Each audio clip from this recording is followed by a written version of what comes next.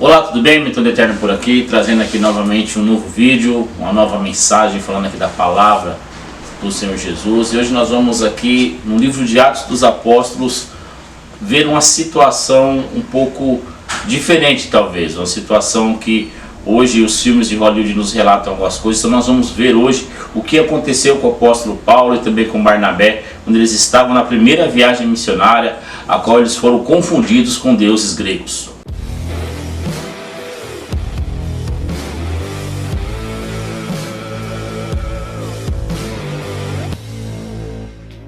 Em Atos capítulo 14, Paulo está realizando a sua primeira viagem missionária ao lado de Barnabé, também João Marcos, mas depois há um desentendimento que nós não sabemos o que em si, e João Marcos ele abandona essa viagem missionária, retornando provavelmente para Jerusalém, e Paulo e Barnabé continuam a sua viagem ali para a região do Chipre.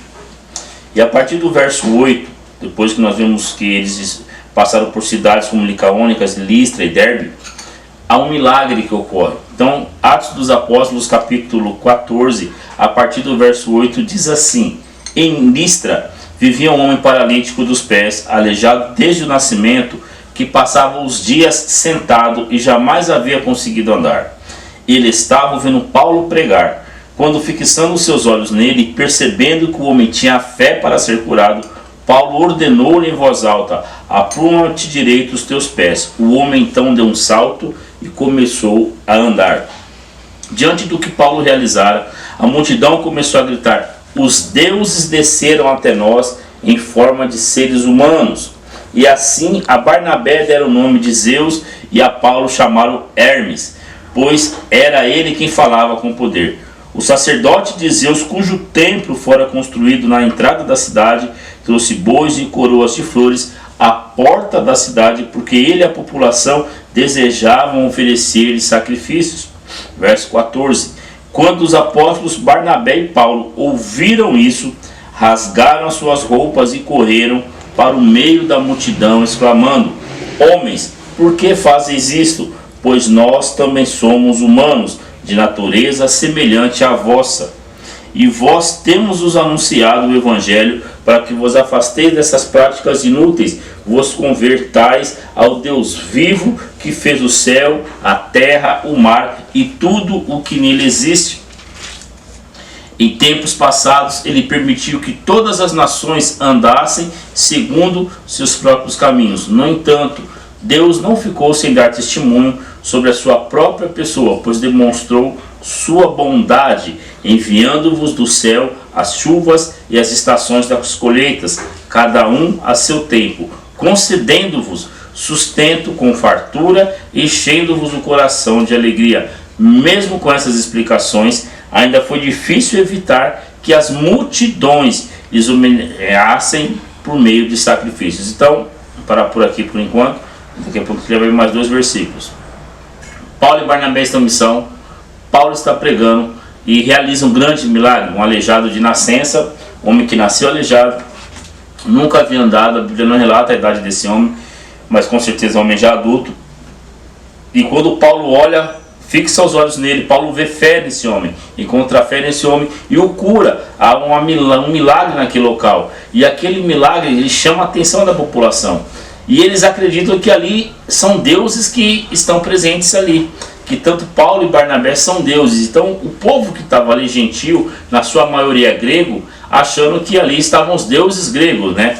Na minha versão que eu estou lendo aqui, hoje eu estou lendo aqui a King James, o povo fala que Barnabé era Zeus e Paulo foi chamado de Hermes, né, deuses. Tem versões que falam Júpiter e Mercúrio. Enfim, pouco importa o Deus que eles acharam que eles eram.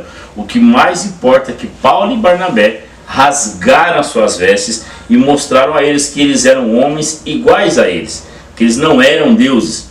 E por que isso é interessante? Porque hoje talvez algumas pessoas tivessem uma atitude diferente de Paulo. Porque se Paulo ele assume que ele é um Deus pela realização daquele milagre, pelo que ele já vinha fazendo ao lado de Barnabé, eles poderiam ali receber oferendas de sacrifício, eles poderiam ser colocados num lugar importante, eles teriam ali pessoas aos seus pés, mulheres, ouro, tudo de bom de comer, teriam uma vida ali relativamente confortável, teriam status, seriam pessoas consideradas deuses e ali seriam tratados como verdadeiros deuses.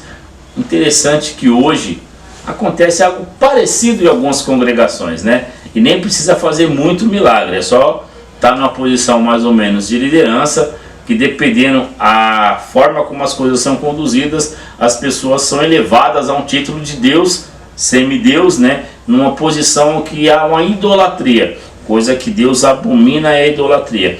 E Paulo, muito cheio do Espírito Santo, ele se redime disso, mostrando: gente, eu não sou um Deus, o Deus que eu sirvo é o Deus vivo, o Deus que enviou seu Filho Jesus para vocês. Esse é o Deus verdadeiro, esse é o Deus que fez o céu, a terra, o mar e tudo que existe. Então Paulo aqui, ele tinha uma oportunidade, teve uma oportunidade lá de Barnabé, de repente assumir uma posição que não era dele, mas ele, na sua humildade, no seu grandeza de conhecimento, ele: não, gente, espera aí, vocês estão entendendo errado, Deus está se manifestando, mas não tem nada a ver com Deus. Então a gente vê que as tentações surgem, e às vezes são coisas boas que vão surgir para nós, e se nós abraçarmos essas coisas boas, de repente vai ser um abismo atrás do outro.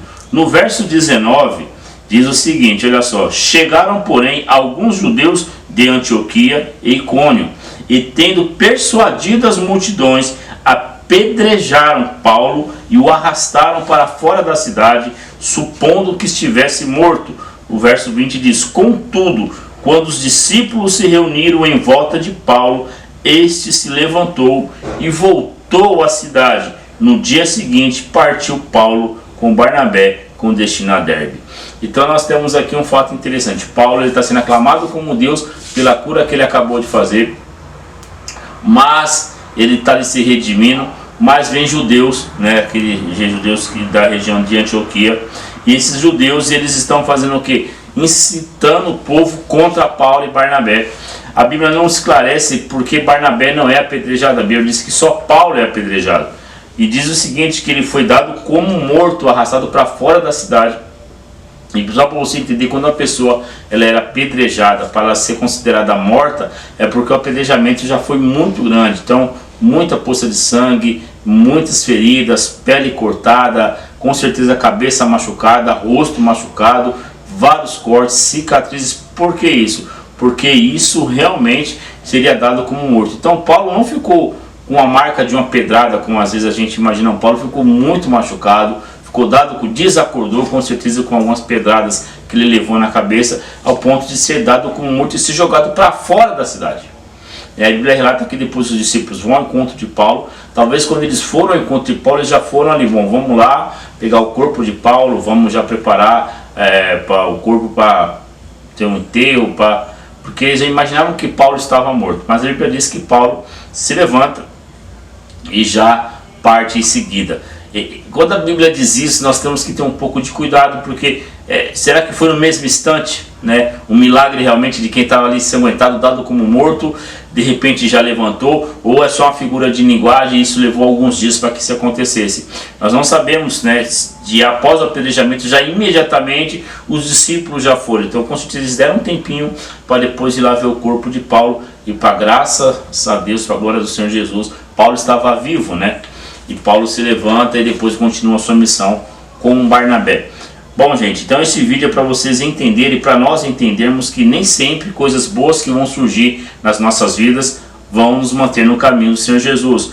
Ou quando nós negamos alguma oportunidade boa, mas que não vem de Deus, que vai nos afastar do caminho, nós podemos sofrer uma consequência, como Paulo sofreu. Mas temos que manter um posicionamento, precisamos manter uma linha coerente, precisamos ter uma consciência cristã, precisamos ser reveladores, agentes de transformação, para que as pessoas possam vir a ser salvas pela palavra de Deus. Então nós temos que ter muito cuidado.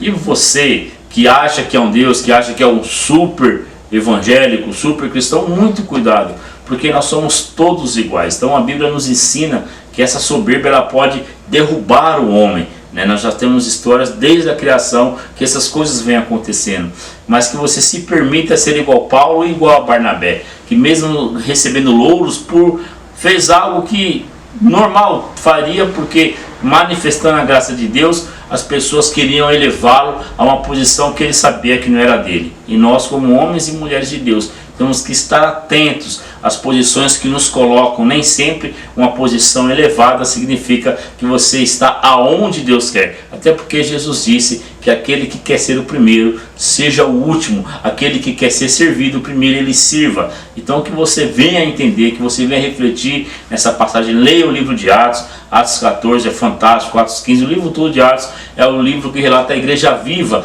E você que está escrevendo Atos 29 com a sua vida, Atos 30, 32, 40, porque o livro de Atos ele é contínuo, ele continua com as nossas histórias, que nós possamos, em nome de Jesus, ter uma posição correta e não assumir louros para nós que não nos pertencem. Que Deus abençoe sua vida, que Deus ilumine o seu coração, a sua caminhada. Deixa eu te dar um recado, se inscreva no nosso canal Milton do Eterno, ativa o sininho para quando aparecer um vídeo novo, compartilha esse vídeo, manda para a família, manda para quem você quiser. Siga nós também no Instagram, Milton do Eterno, e também nós estamos no TikTok, Milton do Eterno, com vídeos não só meu, mas de pastores que nós admiramos e palavras de Deus. Que Deus abençoe sua vida. Shalom, shalom.